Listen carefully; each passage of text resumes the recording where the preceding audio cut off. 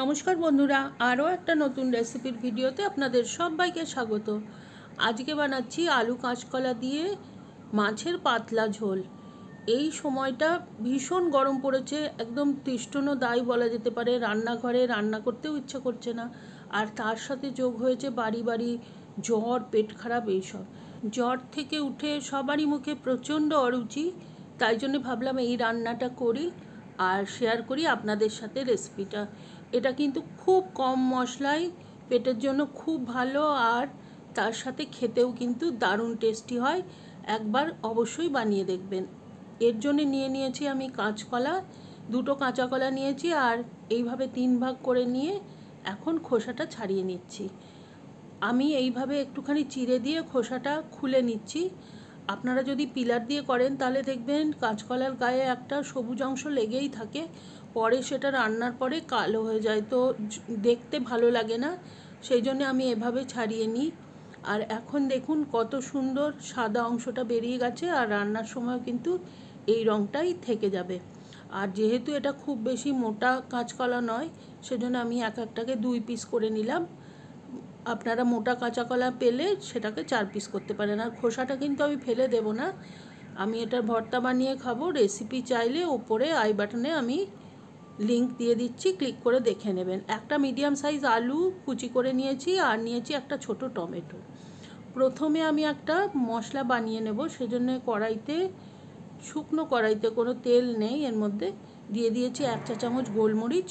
সামান্য একটুখানি ভাজা হলে তারপরে দিয়ে দিচ্ছি 1.5 চা চামচ গোটা জিরে। গোলমরিচটা যেহেতু শক্ত সেজন্য আগে দিয়েছি মশলাটা, তারপরে জিরে দিয়ে আবারও ভেজে নিলাম। আর দেখুন জিরের কালারটা অল্প একটু চেঞ্জ হয়ে গেছে। এখন গ্যাসটা অফ করে দিয়েছি, আর এটাকে আমি গ্রাইন্ডার জারে নিয়ে নিয়েছি। ঠান্ডা হয়ে যাওয়ার পরে এটাকে আমি গুঁড়ো করে নেব। এই রকম একটু মোটা থাকবে, এরকম গুঁড়ো করে নিয়েছি। আর এখন কড়াইতে দিয়ে দিচ্ছি সর্ষের তেল, সামান্যই একটু সর্ষের তেল দিয়েছি। দিলাম 1/2 চা চামচ মতো 5 ফোড়ন। আপনারা চাইলে 5 ফোড়নের বদলে জিরা বা কালো জিরাও দিতে পারেন। 5 ফোড়নটা ভাজা হয়ে সুন্দর গন্ধ বেরিয়ে গেলে আমি এর মধ্যে মাছের পিসগুলো ভেজে নেব। মাছের পিসগুলো আমি প্রায় 15-20 মিনিট আগেই লবণ হলুদ মাখিয়ে রেখে দিয়েছিলাম। আর এখন 5 ফোড়নের সুন্দর গন্ধ বেরিয়ে গেলে মাছের পিসগুলো একে একে দিয়ে দেব, আর উল্টে পাল্টে সামান্য একটু 2 পিঠেই কালার আসা পর্যন্ত ভেজে নেব। খুব বেশি কড়া করে মাছগুলো ভাজার দরকার নেই, সামান্য একটু ভাজা হলেই হবে। আর এখানে আমি বাটা মাছ ব্যবহার করেছি, আপনারা চাইলে এটা রুই, কাতলা বা চারাপোনা মাছেও করতে পারবেন। সমস্ত মাছের পিসগুলো ভাজা হয়ে গেছে এখন আমার, সেই তেলেতেই দিয়ে দিচ্ছি আলুগুলো। আর আলুটা দিয়ে আমি কিন্তু ভালোভাবে ভেজে নেব, প্রায় 80% পর্যন্ত কুক হয়ে যাবে, সেই পর্যন্ত ভাজতে হবে। দিয়ে দিচ্ছি আন্দাজ মতো লবণ আর হলুদ।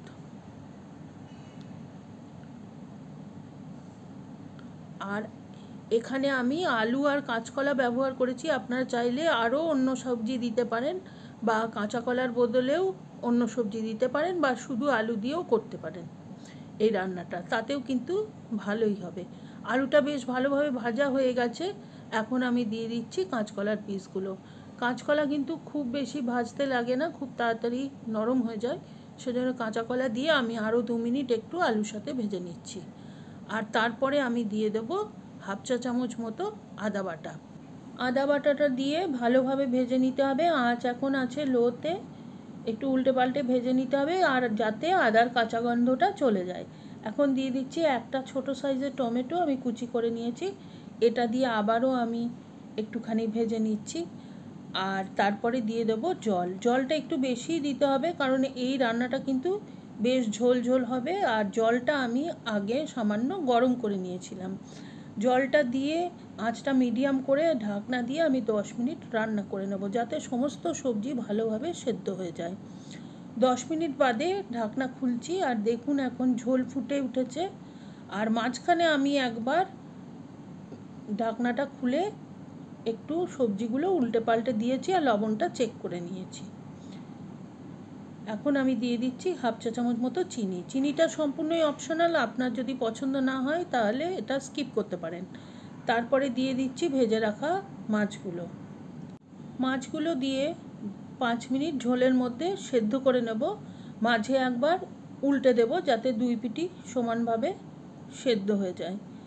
আর এখন রান্না কিন্তু আমাদের রেডি। আলু আর কাঁচা কলা দুটোই সেদ্ধ হয়ে গেছে দেখুন।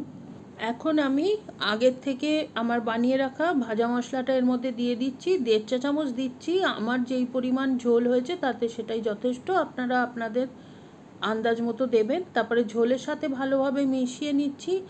আর গ্যাসটা বন্ধ করে দিতে হবে, কেননা না হলে কিন্তু বেশি ফুটলে এই মশলার সুন্দর গন্ধটা নষ্ট হয়ে যাবে। আর এরপরে আমি ঢাকনা দিয়ে 10 মিনিট স্ট্যান্ডিং টাইম দেওয়ার পরে সার্ভ করে দেবো এই দারুণ স্বাদের মাছের পাতলা ঝোল। আর এটা কিন্তু গরম গরম খেতে অসাধারণ লাগে। বাড়িতে অবশ্যই একদিন ট্রাই করে দেখবেন, কমেন্ট করে জানাবেন কেমন লাগলো। আর রেসিপি ভালো লাগলে please like, share and subscribe my channel.